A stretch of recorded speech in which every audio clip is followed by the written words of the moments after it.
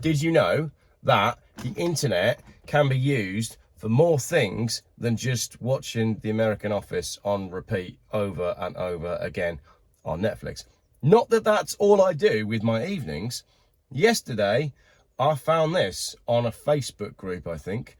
I'll read it out to you because it's quite interesting, and I'll tell you why it's quite interesting. Because also on a Facebook group this week, there's a solar farm that is being proposed to go up not a million miles away from where I am, and a lot of people are trying to do something about it. Now that might sound odd because you might think, oh, a solar farm sounds like a great idea.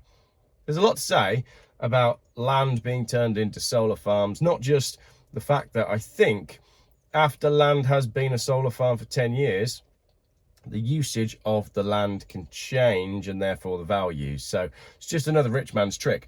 But I want to read this to you. I just had to share this in the hope that you all read it, says the original poster. As more and more counties get more solar farms, here's some truth about solar farms from a Stephenville resident, George Franklin. I should start by telling you what bona fides I have for writing this. I am a retired aerospace engineer, a literal rocket scientist, if you will.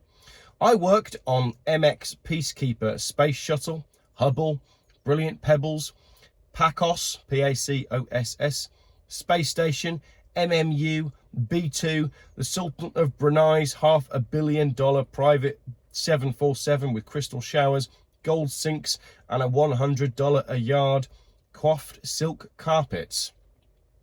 I designed a sat phone installation on Prince Geoffrey's 757. I did all the design work for the structure of the Mark IV propulsion module currently flying on at least 3 spacecraft that I know of. Some of the more exciting projects I have worked on are not shareable. My personal projects include a spin fishing reel with a 4.5-inch spool, which is entirely my own design, machined and assembled. It has 2 features that are patentable: a unique true flat level wind and a unique line pickup mechanism. I am also an FAA certified glider pilot and an FAI certified gold glider pilot.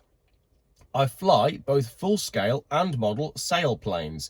I am Microsoft certified and CompTIA A+ certified. Wow, I got a degree in English. This guy's pretty legit. He goes on. Solar panels are at best about 20% efficient. They convert almost 0% of the UV light that hits them, none of the visible spectrum, and only some of the infrared spectrum. At the same time as they are absorbing light, they are absorbing heat from the sun.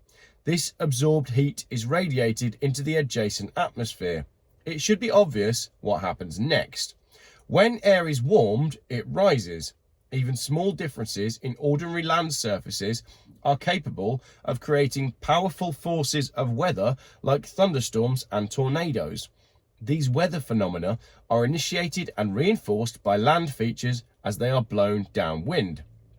It is all too obvious to me what will happen with the heat generated by an entire solar farm. Solar farms will become thunderstorm and tornado incubators and magnets. Solar panels are dark and they emit energy to the space above them when they are not being radiated. This is known as black body radiation.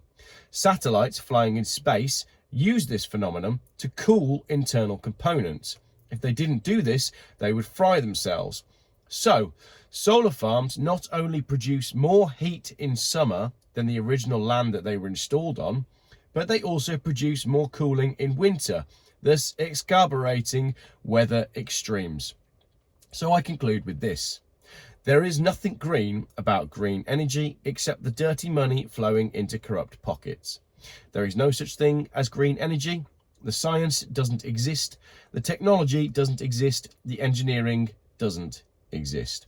We are being pushed to save the planet with solutions that are worse than the problems.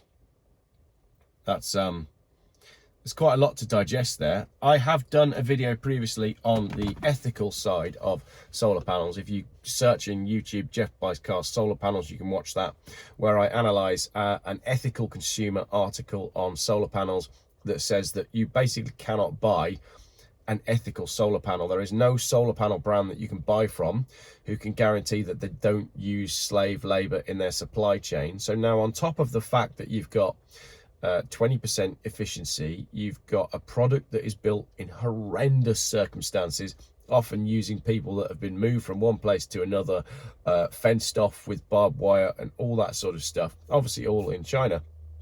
Now you've got an actual person that knows about all of this stuff talking about the basics of how the heat works with solar panels and how the solar panels themselves could be creating the weather that is all being blamed on climate change. I'm going to leave that one there. Thank you very much for watching, and enjoy your weekend.